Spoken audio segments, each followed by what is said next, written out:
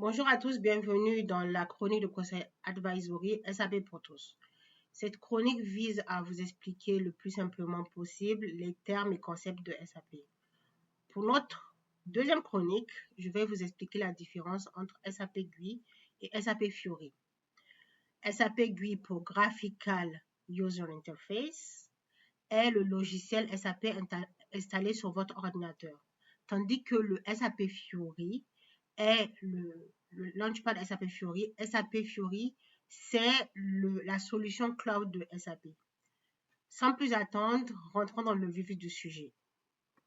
Comme expliqué en introduction, SAP GUI pour Graphical User Interface, c'est vraiment le logiciel SAP installé sur votre ordinateur. Comme vous pouvez le voir à l'écran, moi j'ai déjà ouvert mon SAP GUI et je suis sur mon environnement de démo. Lorsque vous ouvrez SAP, normalement vous atterrissez sur le SAP Logon où vous devez sélectionner votre environnement. Pour moi, c'est mon environnement de démo, c'est S4H1 qui est l'environnement sur lequel je fais mes démos. Mais en entreprise, vous pouvez avoir plusieurs environnements selon ce qui a été configuré par votre service infra. Donc, vous pouvez avoir l'environnement, par exemple, de pré-prod, de prod, de qualité, etc., etc. Donc, une fois que j'ai cliqué sur mon environnement, j'atterris sur la page principale. Et sur cette page principale, ce qui est important, c'est que SAP GUI fonctionne en mode transaction, alors que d'un côté, SAP Fiori fonctionne en mode role-based, c'est-à-dire sur des rôles utilisateurs. La différence entre les deux, c'est faciliter vraiment le travail pour l'utilisateur. Parce que au niveau de SAP GUI, l'utilisateur doit se rappeler des codes transaction. Par exemple, pour créer un article, l'utilisateur, il faut qu'il se rappelle la MM01 pour modifier l'article, MM02, la 3 pour afficher son article. Pareil pour créer son fournisseur, pareil pour créer sa commande, etc., etc., etc. Donc, l'utilisateur doit se rappeler de la partie transaction. SAP a voulu maintenant un modèle role-based où l'utilisateur n'est plus obligé de se rappeler de ses codes de transaction, mais l'utilisateur peut, comme vous le verrez après, peut indiquer lors de sa recherche son application. Par exemple, créer une commande ou créer un article, etc., etc. Ça, on le verra plus tard. Donc, pour vous montrer un exemple, donc, comme je l'ai dit, pour créer un article, c'est la MM01. Donc, je tape ma transaction MM01, je clique sur Entrée, j'arrive sur la page qui me permet de créer l'article. Aujourd'hui, vraiment, la démo, c'est vraiment pas orienté création de l'article. Il y aura une autre démo que je ferai sur la création de l'article dans SAP GUI et dans SAP Fiori. Donc, une fois que vous avez toutes les informations, vous pouvez rechercher votre article, copier votre article à partir d'un modèle, donc modèle, et commencer la création de votre article. Donc, je retourne en arrière.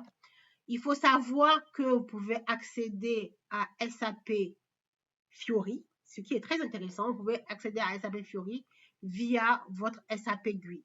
Donc, il suffit de taper cette transaction /n/ui qui vous permet d'ouvrir la page de Fiori.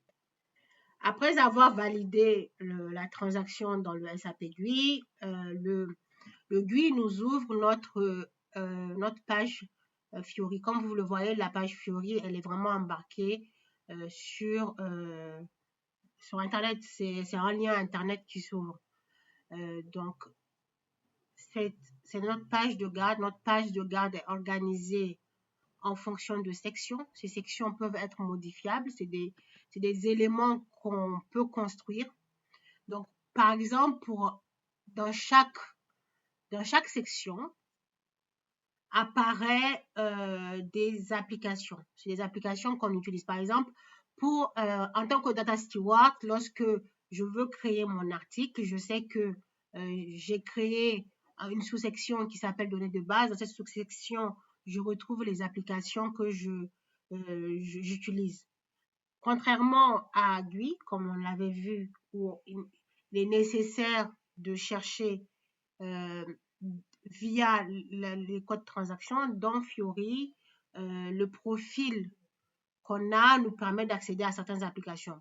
J'ai un profil assez élargi, donc je peux accéder à beaucoup d'applications. Donc, si je suis dans mon rôle utilisateur qu'on m'a attribué, je suis Data Steward, je peux accéder à la gestion de produits, la création, la modification, le chargement de masse, etc., etc. Maintenant, ces pages-là, ces sous-sections-là sont modifiables. Et pour modifier ces sous-sections, il faut aller dans Profil, modifier la page actuelle. Et comme vous pouvez le voir, je suis passée en modification. Donc, la croix me permet de supprimer dans des sections des applications. Je peux créer d'autres sections selon mon besoin et je peux ajouter aussi des applications selon mon besoin, ce qu'on ne va pas faire aujourd'hui. Donc, une fois que j'ai modifié mes sous-sections, je quitte le mode modification. Je peux aussi, si j'estime que je ne retrouve pas des applications dans mes sous-sections, je peux aussi les rechercher. Pour les rechercher, il faut repartir dans le profil et cliquer sur chercheur d'appli. Et le chercheur d'appli, vraiment, c'est toutes les applications auxquelles... c'est vraiment le moteur de recherche de Fiori. Et donc, dans ce moteur de recherche, imaginons que je veux rajouter d'autres applications liées aux articles. Il suffit de taper dans la barre de recherche article et je verrai toutes les applications dans lesquelles le mot article apparaît. Donc, ce que je veux rajouter, c'est modifier l'article gouvernance. Donc, je clique sur plus pour le rajouter. Et donc, il me propose les sous-sections. Je veux le rajouter dans la partie... je peux faire une recherche aussi. Dans la partie...